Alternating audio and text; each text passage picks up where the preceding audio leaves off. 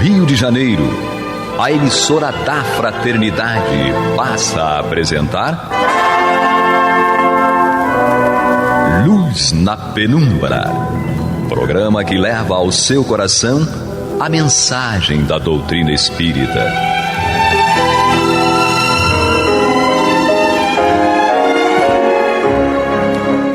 E com vocês, André Afonso Monteiro, para o estudo do livro A Gênese, da obra codificada por Allan Kardec. Olá, amigo ouvinte da Rádio Rio de Janeiro, a emissora da Fraternidade, a rádio que toda a família pode ouvir, programa Luz na Penumbra, comigo, André Afonso Monteiro, mais uma vez aqui conosco, Alexandre Almeida. Olá, e ali na... Opa, já foi te atropelando, né, meu amigo? Não, perdão. Já comecei mal hoje. Não, imagina. Que bom estar com todos aqui estudando. Votos muita paz. E ali na técnica, o nosso querido Jefinho. Amigos ouvintes e internautas, na última semana nós iniciamos ali o item 26 do capítulo 15, Numerosas Curas de Jesus. Fizemos ali... foi um programa que rendeu, né, Alexandre? E nós conseguimos ali com um parágrafo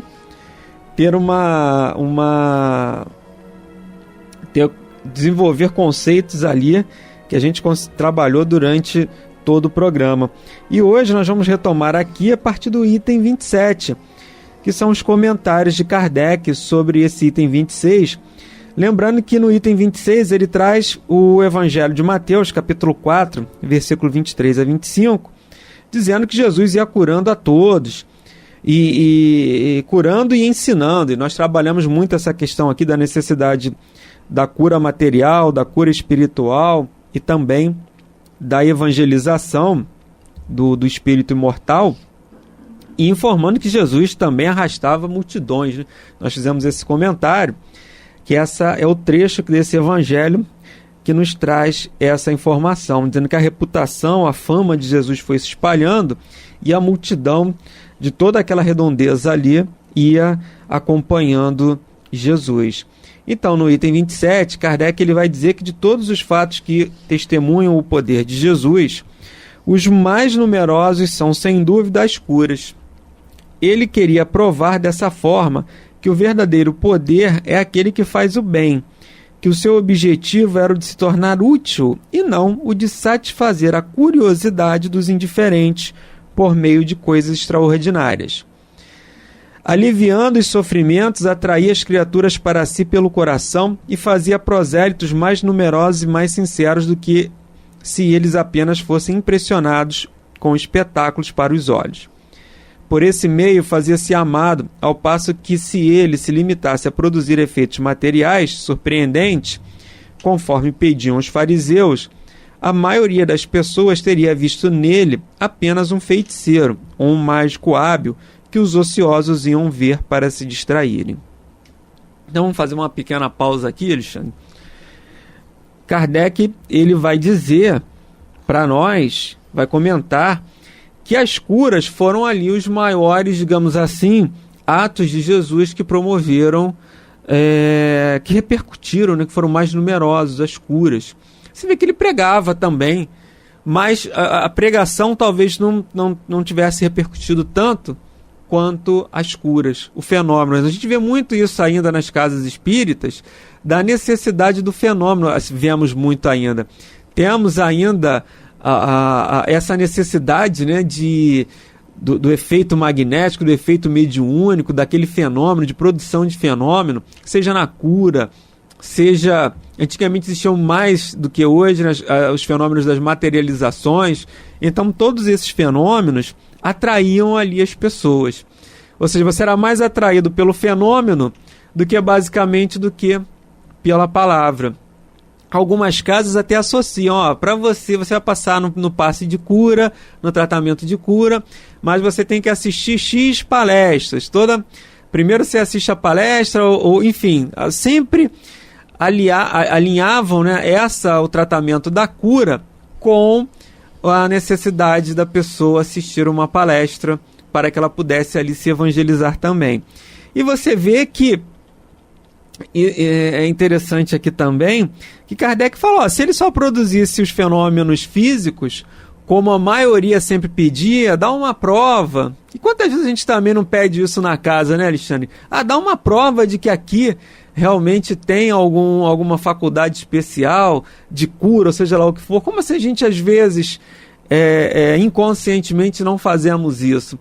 Talvez não os que já estejam mais adiantados no esclarecimento, mas quando a gente chega ali uma primeira vez na casa espírita, a gente está sempre atrás de algo que possa despertar a nossa curiosidade, a nossa atenção, para que a gente possa aprofundar ali naquela religião. Então Jesus, qual foi o meio que ele usou? A cura, de chamar a atenção, de despertar a atenção daquele povo para as verdades divinas, as verdades celestes. E o esclarecimento contribui para que, gradativamente, a criatura, depois de satisfeita essa sensação de curiosidade, possa, através da compreensão, se sentir pleno. Então, natural. Aqui, Jesus, ele poderia produzir os fenômenos e ser visto, como está colocado aqui, como um mágico, um feiticeiro. As pessoas vão ficar, faz de novo.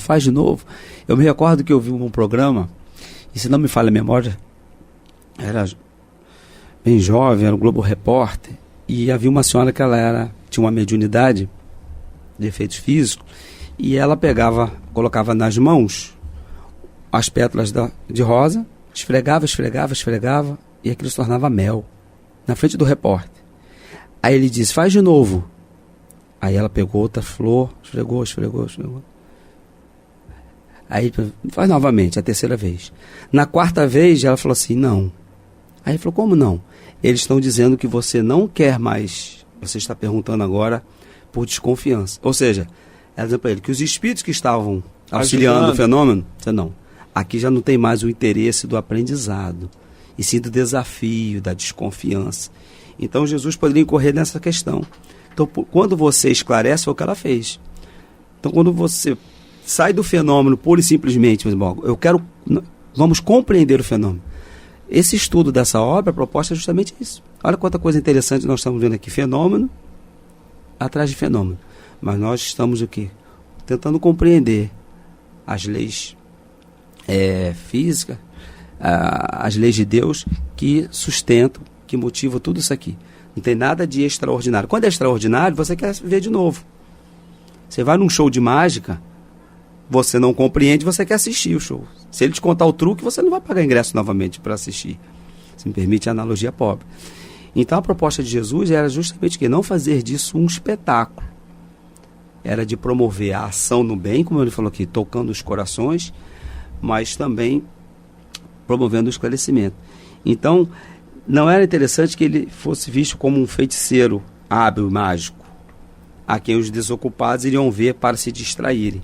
Mas sim, eu estou sendo útil a alguém que está em sofrimento, mas ao mesmo tempo estou explicando. Então, na casa espírita, se nós tivermos uma instituição que tenha como expediente algum fenômeno, e que isso, porventura, estivesse aos olhos do público, muito provavelmente ela vai ter um apelo de frequentadores muito maior do que aquela reunião que nós vamos estudar, nós vamos fazer uma leitura ou assistir uma palestra. Isso ainda é algo muito arraigado nas nossas necessidades de curiosidade, mas a nossa tarefa é justamente educar, né? Nos educarmos, como Zé Luiz, educar é criar hábitos. Então vamos ter oportunidade da instrução. Amigos ouvintes, nós estamos aqui estudando o capítulo 15 da obra Gênesis, os Milagres do Evangelho, item 27, no programa Luz na Penumbra, comigo André Monteiro, também aqui conosco Alexandre Almeida e na operação ali o Jefinho. Mas é bem interessante isso, né, Alexandre, que você vê que num primeiro momento algo tinha que despertar a atenção. Sim. Como ocorreu com Pedro lá naquela pesca. Chamou a atenção de Pedro. Só que Pedro atentou. Depois que foi lá, pegou o peixinho dele e falou assim, puxa, tem coisa mais importante aqui do que eu ficar andando atrás de Jesus e assim, me dá mais peixe. me dá mais peixe, como nós hoje ainda fazemos, nós que eu digo no mundo, a humanidade, né? Negociando, barganhando com a providência divina. Toma aqui e Deus te dá mais. Raul Teixeira fala isso de uma forma muito categórica. É uma barganha. Toma aqui e Deus vai te dar em dobro, né? Pedro, com certeza teve outras ajudas materiais. Mas qual é a biografia de Pedro no Evangelho? Sim. É de quem buscou outras pescas, além daquela material, né? Mas foi, de homens. naquele momento, Jesus apelou para aquela sensibilidade. Aquele homem que estava no momento adverso, precisando levar o alimento, precisando vender a sua pesca. Peraí, ele não vai me ouvir, ele faz merecer, ele sabia onde aquele homem encontrar a sua pesca, a pesca foi farta. Pedro, depois que resolveu aqueles problemas, poxa, mas peraí, tem outra questão envolvendo isso. Muitas pessoas fizeram isso, foram curadas e continuaram seguindo. Uns não foram curados, continuaram seguindo, mas tiveram aqueles que foram curados e foram buscar, ou ficaram seguindo achando que teriam apenas questões materiais.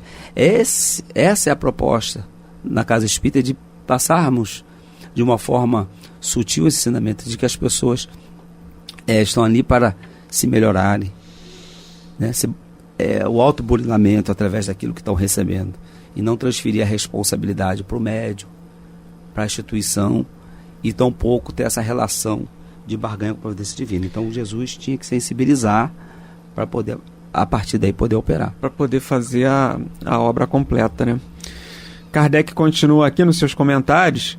Assim, quando João Batista lhe enviava os seus discípulos para lhe perguntarem se ele era o Cristo, a sua resposta não foi: eu sou, porque todo impostor poderia ter dito o mesmo. Ele não lhes fala nem de prodígios, nem de coisas maravilhosas, mas responde simplesmente: ide dizer a João, os cegos veem, os doentes são curados, os surdos ouvem, e o evangelho é anunciado aos pobres. Isso era o mesmo que lhes dizer: reconhecei-me pelas minhas obras, julgai a árvore pelo fruto, uma vez que esse era o verdadeiro caráter da sua missão divina. Então você vê aqui que João Batista, ele foi aquele precursor e o anunciador do Cristo, né? E João Batista sabia qual era a missão e a obra do Messias, do profeta. Ele sabia. Então, quando os seus discípulos vão perguntar, se qualquer um poderia responder: não, sou eu. Você que é o Alexandre Almeida, eu poderia responder: não, eu sou o Alexandre Almeida. Mas aí, se alguém me perguntasse algo que é inerente à sua característica, à sua personalidade,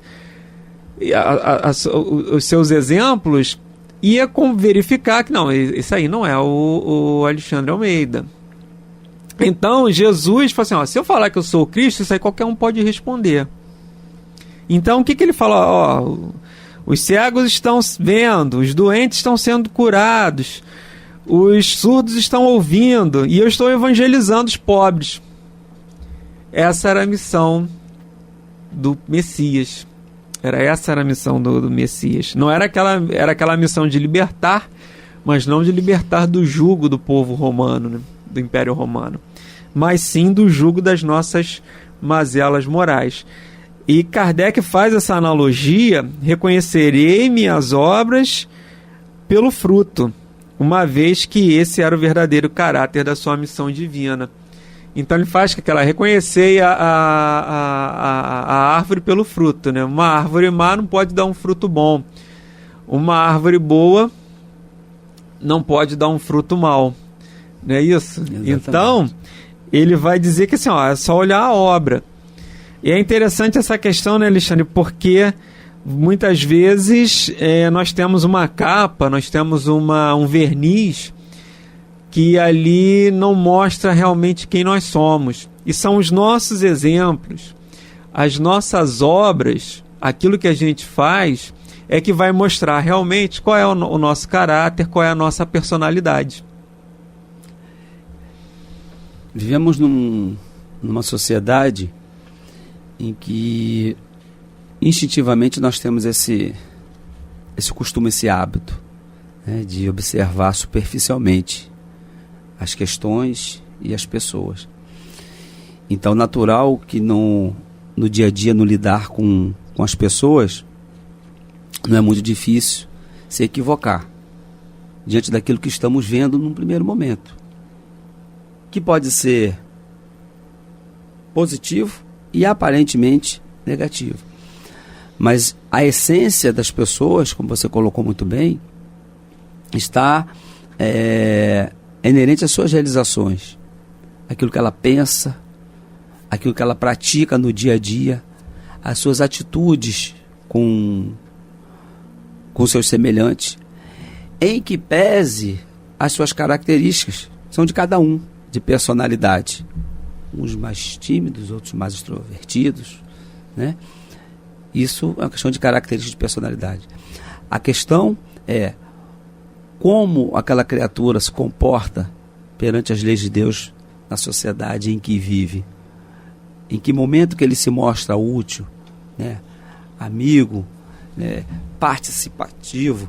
E nós temos ainda essa análise muito superficial. Quando Jesus dá essa resposta aos discípulos de João, como você colocou muito bem, é porque João, que já pregava essas características do trabalho no bem do Messias, então ele foi externando todas elas, de modo que João pudesse, não, então meu primo é realmente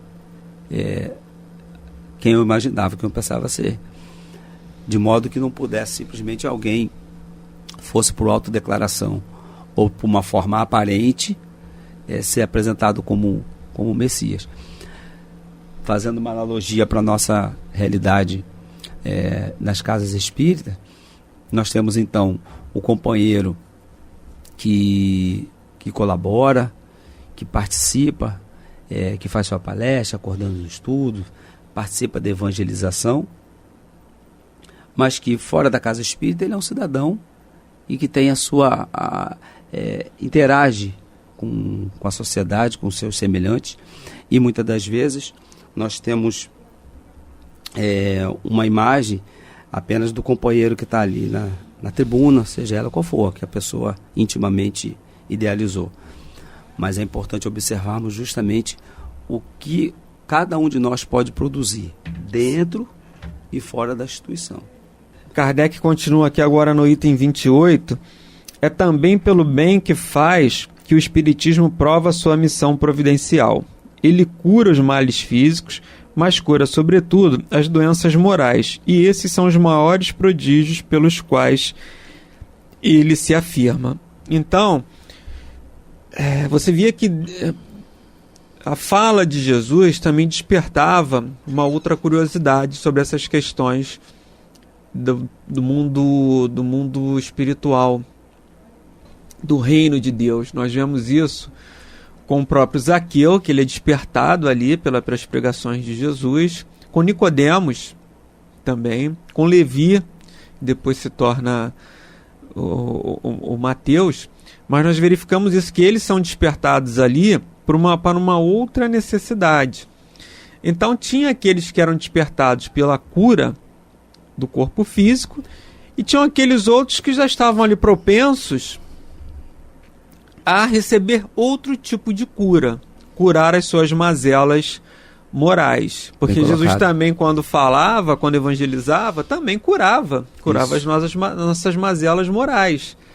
Então existia também esse outro despertamento. Mas nos parece, aí nós temos o exemplo de Maria de Magdala, exemplos de pessoas que foram cruzando ali nas informações do Evangelho, foram tendo contato com Jesus e foram transformando as suas vidas, como a mulher do poço. Ela, teoricamente, ela não tinha uma doença. A mulher do poço de Betsaida, né? Ela não tinha uma doença física, não há esse registro. Mas ela tinha uma necessidade de se evangelizar. E após aquele contato ali com Jesus, ela passa a ter conhecimento do Evangelho e a ser uma divulgadora do Evangelho também. O André, aquelas pessoas a quem Jesus curou já estavam num estágio em que aquele momento se consolidava, né? a cura física. Exatamente. Aqueles que ainda estavam nesse processo, a pregação dava subsídios para chegar a tal. Me recordo que o Divaldo também uma vez na tribuna, e isso foi lá em Salvador, ele contando que um companheiro chegou lá na instituição e tinha um problema estomacal. É claro, vou aqui abrir um parênteses para que os companheiros que ouvirem esse relato, esse exemplo, não associarem qualquer problema estomacal a essa questão. É apenas um fato. Ao problema do companheiro. Ao problema do companheiro. E ele tinha um problema estomacal e que dizia que não ficava curado. Aí o Divaldo disse: eu vou lhe ajudar. Tem um remédio bom para isso. E no final da reunião, pegou um evangelho de bolso e deu para o irmão. Falou assim: leia esse livro. Ele falou assim: e o remédio? Não, primeiro você lê o livro. Aí nós vamos conversar. Aí o companheiro passou um tempo, voltou e falou assim: olha, já li o livrinho. O Divaldo falou assim: agora você estuda ele mais um pouquinho. Mas o remédio, o Divaldo falou assim: o remédio tem seu tempo também, o remedinho. Continua estudando. E aí o companheiro ficou curado do problema estomacal. E aí, conversando com familiares e com o próprio companheiro, o Divaldo relata, ele tinha uma relação muito complicada com o dinheiro, com os bens materiais. Então ficava nervoso, se a família gastava demais, aquela coisa. Então toda aquela reação, aquela pressão, aquele estresse repercutia naturalmente, né, no centro gástrico, causando ele esta ou aquela patologia. No momento que ele foi estudando, foi refletindo, aprendendo, se modificando, ele foi promovendo essa autocura. Então muitos desses que seguiram Jesus não está relatado aqui, mas também foram curados em momento posterior. Porque iam ouvindo determinadas questões, foram mudando seu comportamento, sua maneira de pensar, sua maneira de agir, e isso naturalmente iria reverter esta ou aquela situação, ou, quiçá, a se apresentar a Jesus no momento seguinte, numa condição melhor, a ponto de, então, agora vou dar o start. Então você colocou muito bem. Tivemos personagens que também não foram por acaso. Um personagem do Evangelho apareceu na vida de Jesus, que hoje nós tomamos conhecimento pela leitura ao acaso, em que através do ensinamento tiveram o seu start. Se transformaram. Uns seja pela cura física e outros por refletir, né? Até o próprio Paulo, na minha modesta opinião, um dos exemplos mais emblemáticos. Paulo, pensa. Tu está me perseguindo por quê? Porque Jesus sabia que Paulo tinha toda uma bagagem espiritual que estava canalizada de uma forma equivocada. Então, na verdade, Paulo inconscientemente estava buscando Jesus para trabalhar para Jesus. Mas toda a vida que ele teve, social, aquela material, a formação, o conduziram para um outro caminho. Mas a estrada da acho que todos nós temos, né? E na casa espírita, nas reuniões públicas, assistindo, lendo, nos cursos ali, estudo sistematizado, nós estamos de alguma forma em contato com Jesus. Nós estamos nessas reuniões. Ele não está ali fisicamente, mas através dos capítulos, dos versículos, ele está falando para a gente: poxa, então eu vou seguir isso aqui, vou me melhorar. E aí o passe depois chega talvez como a saliva e a lama, nos fazendo enxergar a vida tal como ela é. Aí não precisa, né? Mais da... Exatamente. Mas o Jefferson está ali rindo também. São questões que nos levam realmente a reflexões, porque muitas vezes a gente tem até esse jargão, se esse jargão mas essa fala na casa espírita, né? Você chega pelo amor ou pela dor, né? Invariavelmente é pela dor, ou seja, algo te leva a buscar essa renovação. Mas enfim, amigos ouvintes, nós estamos chegando ao final do programa de hoje, desejando a todos muita paz em seus corações e até a próxima semana, se Deus quiser. Obrigado, com muito carinho, André, mais uma vez. Votos, muita paz a todos. Você está ouvindo o programa Luz na Penumbra.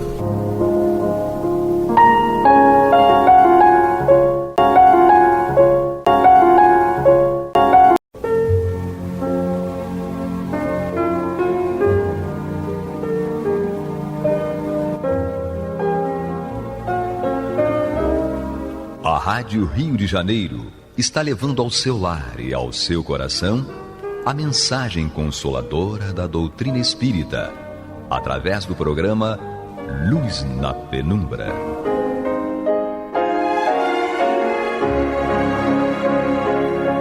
E agora com vocês, Nádia do Couto Vale, para comentar o céu e inferno ou a justiça divina segundo o Espiritismo, da obra codificada por Allan Kardec.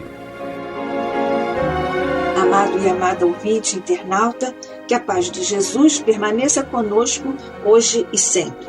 Continuamos o nosso estudo desta obra que fazemos juntos aqui pela Rádio Rio de Janeiro, a emissora da Fraternidade. Estamos, portanto, segundo o planejamento desta obra, pelo nosso querido codificador Allan Kardec, nós estamos no segundo capítulo da segunda parte, a parte em que o nosso codificador nos apresenta, digamos assim, a parte prática da parte teórica que está posta na primeira parte. Nós seguimos, então, o estudo dos espíritos felizes. E aqui vai mais um, cuja trajetória nos convida a meditar sobre a desencarnação de uma pessoa jovem. Por que tão cedo? Tão inocente? Não estudou, não trabalhou, não se estabeleceu na vida e assim subsequentemente. Nós sabemos que jovens e não jovens, mesmo sem ter estudado, trabalhado, etc., demonstram aquisições nessa área, encarnados e desencarnados. É o caso do depoimento de hoje da senhora Anaís Gourdon.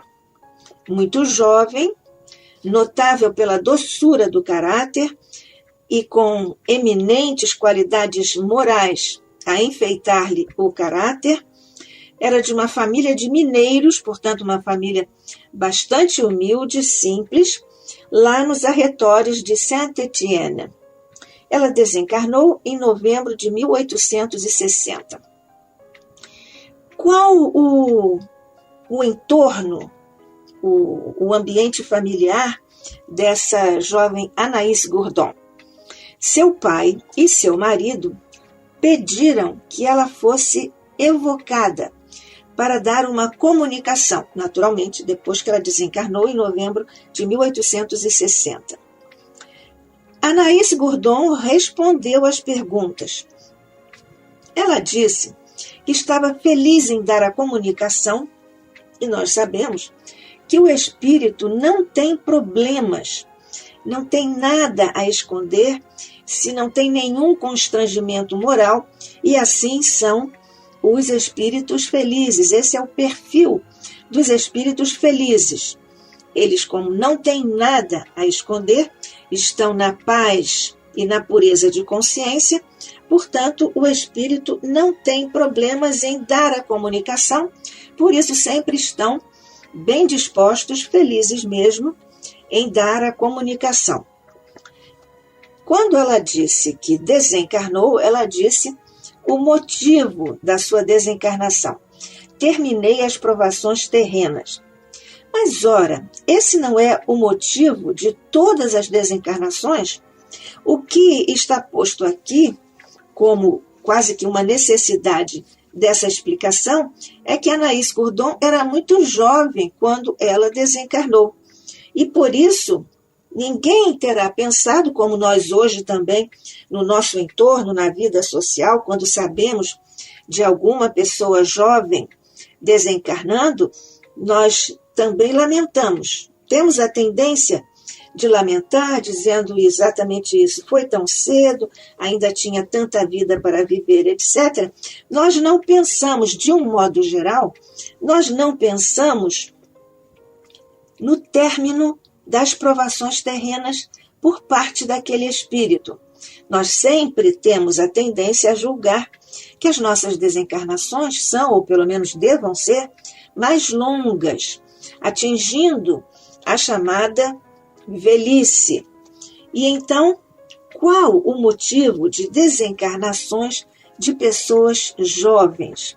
Lá no Evangelho segundo o Espiritismo, nós vemos que isto é uma situação bastante bem explicada, porque ela realmente nos requer ao coração, à emoção, à sensibilidade, uma explicação.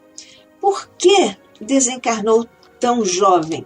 É-nos até difícil nós admitirmos isso, porque as provações terrenas estão terminadas. Portanto, temos as explicações profundas de Kardec lá em O Evangelho segundo o Espiritismo.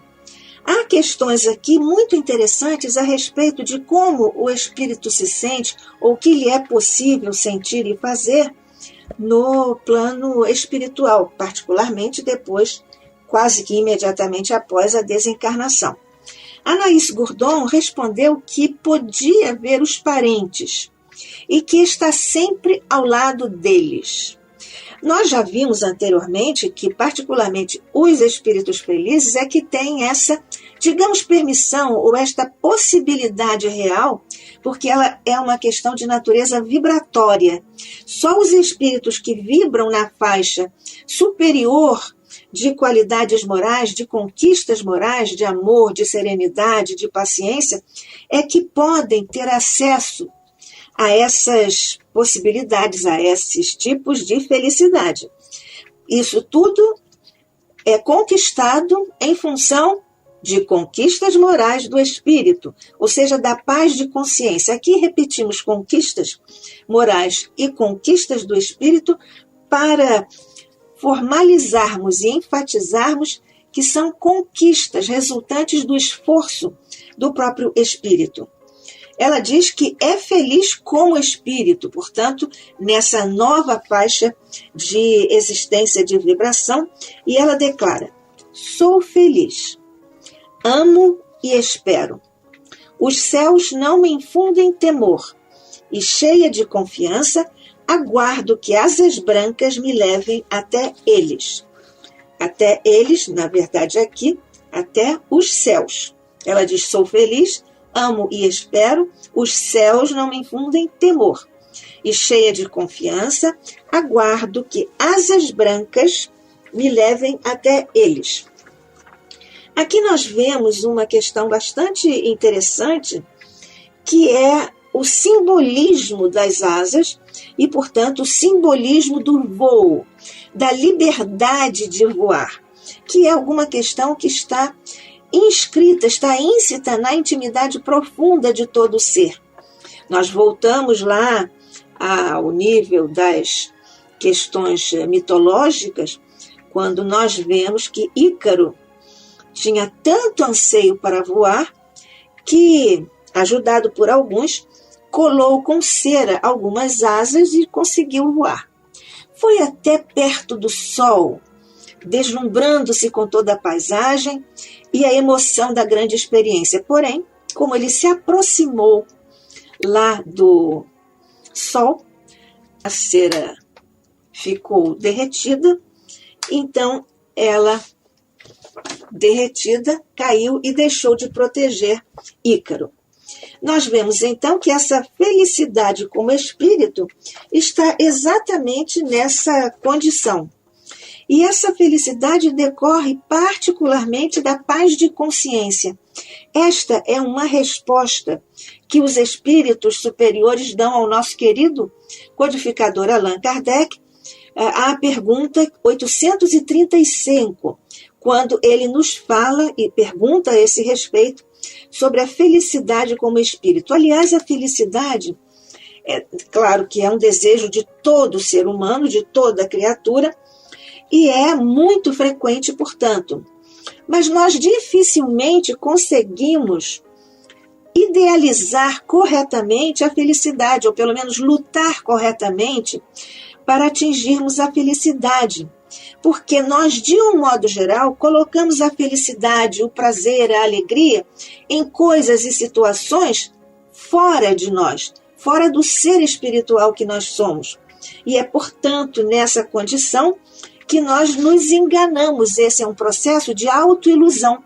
Particularmente nós espíritas que temos estas instruções, estas informações a respeito do nosso conhecimento das informações que nós temos vindas do plano espiritual e, claro, coadjuvadas pelos grandes orientadores da humanidade, os espíritos superiores ao nosso codificador Allan Kardec.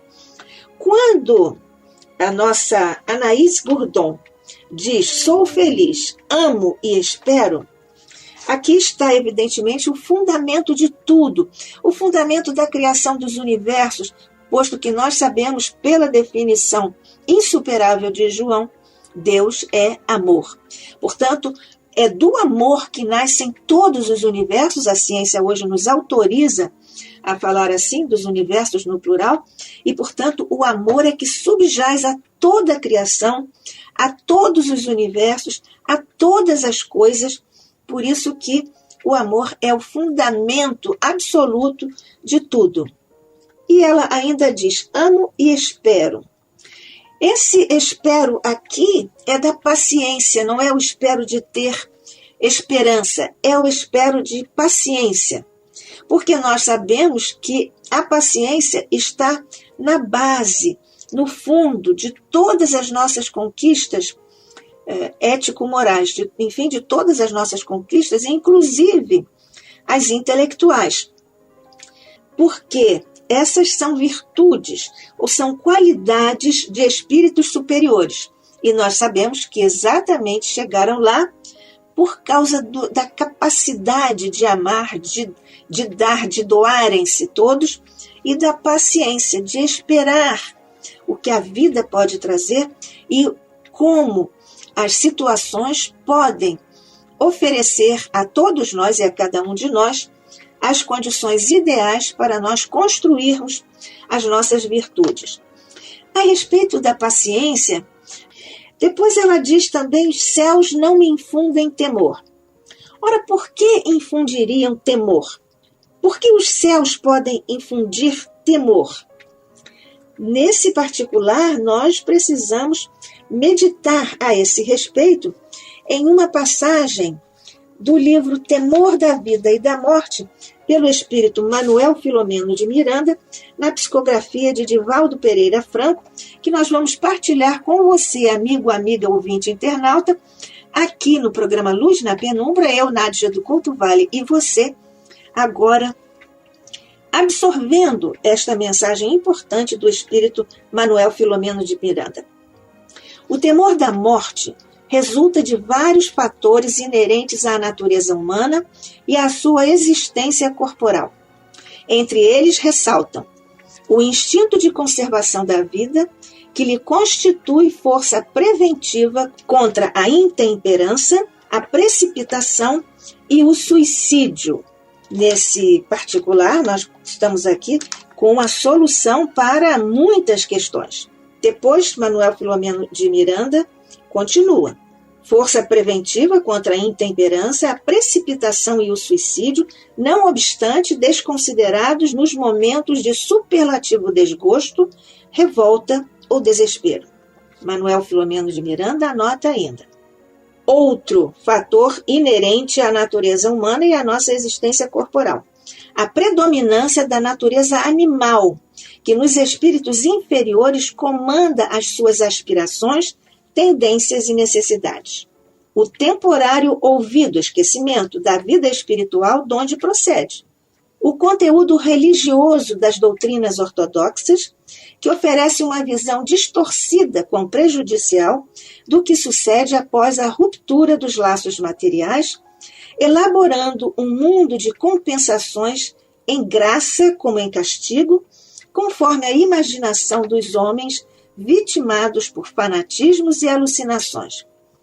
O receio de aniquilamento da vida por falta de informações corretas a respeito do futuro da alma e daquilo que lhe está destinado. Esta a explicação cabal, profunda do espírito Manuel Filomeno de Miranda. Então segue, na verdade, essa questão de os céus não me infundem temor é porque ela está cheia de confiança, Anaïs Gourdon. Isso decorre da sua humildade como espírito e também da resignação que ela desenvolveu e que já era uma marca do espírito Anaïs Gourdon, essa resignação à vontade do Pai. Na verdade, nós temos aqui a confiança que é, digamos, uma filha da fé. Asas brancas que a levem aos céus. Nós vemos que o próprio Allan Kardec nos fala aqui sobre essas questões que dizem respeito à teologia. Essa situação é muito delicada, porque esse é um elemento que caracteriza a teologia dos nossos irmãos católicos.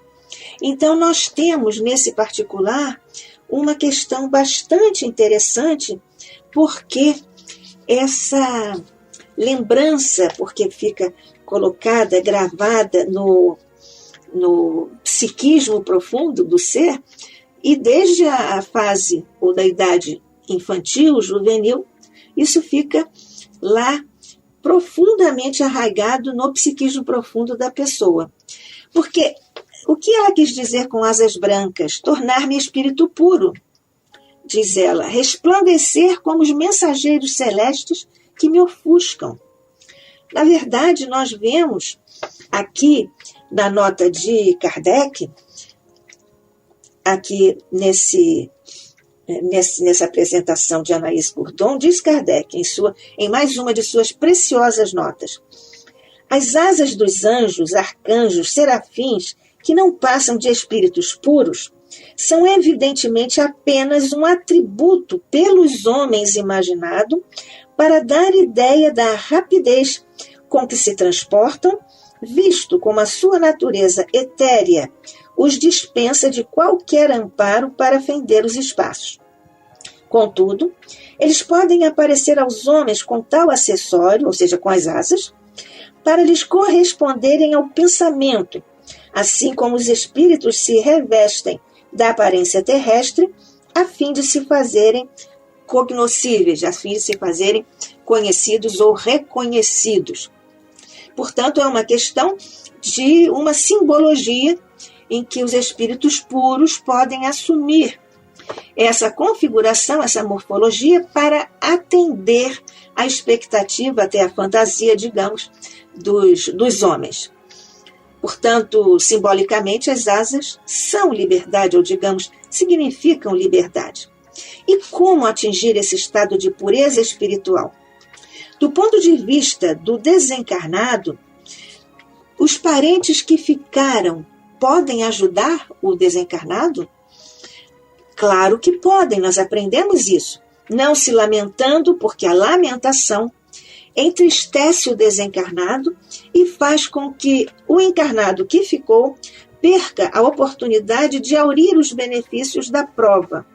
Nós vemos isto também muito detalhado em O Evangelho segundo o Espiritismo. Nosso querido mentor André Luiz nos fala a esse respeito sobre as lamentações, no sentido de que nós não devemos lamentar, porque isso nos faz perder o resultado da prova. Ou seja, quando nós não lamentamos, nós estamos nos habilitando a aurir valor para a superação espiritual. Até porque os parentes sabem que o desencarnado não está perdido para eles. Foi também esse o recado de Anaïs para os seus familiares. Anaïs deseja que a recordação de seu ser seja suave e doce para os parentes. Essa aqui é uma consequência muito natural do que nós vemos das construções do espírito Anaïs Gourdon, porque ela era um ser doce, assim como nós já vimos, paciente, delicada. E então ela diz que desejava ser recordada como um ser suave e doce, principalmente pelos parentes. E ela diz: passei qual flor sobre a terra, e nada de pesaroso deve subsistir dessa passagem. Ela própria se compara, ou pelo menos pelo sentimento que experimentou, ela acha que pode, então, ser lembrada como uma flor. Ela estabelece essa relação, não só porque a flor também fenece, morre rapidamente, e ela também desencarnou jovem, e nada de pesaroso deve subsistir dessa passagem, porque nós, com relação às flores, mesmo quando elas desaparecem, nós continuamos pensando belíssimas coisas a respeito das plantas, das flores. Nós vimos a linguagem de Anaís, que é uma linguagem nas respostas que dá à comunicação à mesa mediúnica. A linguagem de Anaís é alta, é delicada, é superior. Tem determinadas características que não são próprias do universo linguístico, do universo cultural do qual ela provinha, porque vinha de uma família de mineiros, que são pessoas que estão, do ponto de vista socioeconômico, em ambientes muito simples. Então, foi perguntado a ela: como pode ser tão poética a vossa linguagem e tão pouco em harmonia com a posição que tivestes na terra, ou seja, em uma família muito simples? Isso porque nós vemos que a linguagem elevada, poética, se contrapõe àquilo que se conhece na terra, que é característica da posição social em condições bastante simples. Só a reencarnação pode explicar isso, e a bagagem intelectual que vem junto com o espírito. Nós vemos que isso está bem atestado aqui através da comunicação que a própria Anaís Gourdon nos dá. Diz ela: é que a minha alma é quem fala. Sim, eu tinha conhecimentos adquiridos, e Deus permite muitas vezes que espíritos delicados encarnem entre os homens mais rústicos, para fazer-lhes pressentir as delicadezas ao seu alcance, que compreenderão mais tarde. Portanto, nós vemos que, através da reencarnação, alguns conhecimentos passam a ficar latentes, ou seja, ficam adormecidos se o espírito não vai precisar daquele nível de conhecimento ou de refinamento da linguagem na posição em que reencarnou, e que resulta de um planejamento muito minucioso, que é avalizado pelos mentores do encarnante, do espírito que vai reencarnar. Também acontece o contrário, ou seja, espíritos inferiores encarnam entre os homens mais adiantados pela vontade de Deus. E qual o objetivo? O seu próprio adiantamento, porque Deus então os põe em contato com o meio mais esclarecido. Às vezes é um instrumento de provação, mas é também esse instrumento de evolução, de aquisição de conhecimentos pelo contato com quem já tem essas conquistas espirituais. E quem é que percebe? É o espírito. Quem fala é o espírito, segundo a sua visão do mundo. Então, os conhecimentos adquiridos, vindo de outras reencarnações, podem ser reavivados no plano espiritual, quando o espírito retorna à verdadeira pátria, mas também, digamos assim, em algumas situações, isso também pode acontecer, que a pessoa, mesmo não vindo de um ambiente mais sofisticado, revele alguma delicadeza de hábitos, de gostos, e isso revela que esse espírito tem já essas conquistas. É como, digamos assim, lembrando Jesus, o trigo no meio do joio, para efeito de demonstração das delicadezas ao alcance de todos, e vice-versa no caso de um espírito inferior vir agregar-se a um grupo familiar para aprimorar-se. Portanto, está aqui posta esse princípio da lei de Deus que nós estudamos no Espiritismo, aqui em O Céu e o Inferno, ou a Justiça Divina segundo o Espiritismo. Que a paz de Jesus permaneça conosco hoje e sempre. Que assim seja.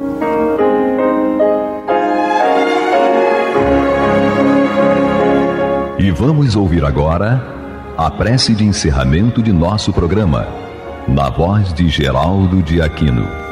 Jesus, dá-nos coragem para a luta, piedade para os insultos, e misericórdia para as injustiças e ingratidões. Limpa nossa alma de inveja e ambições mesquinhas, de ódio e de vingança o nosso caminho.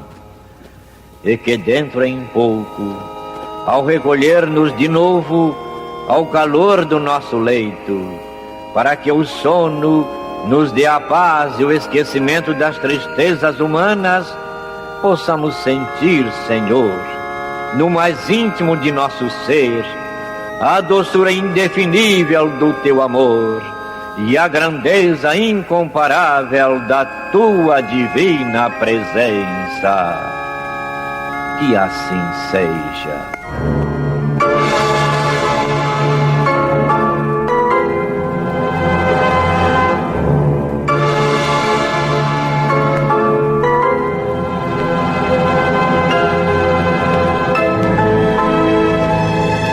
Acabamos de apresentar o programa Luz na Penumbra, que voltará a ser apresentado amanhã às 21 horas nesta emissora.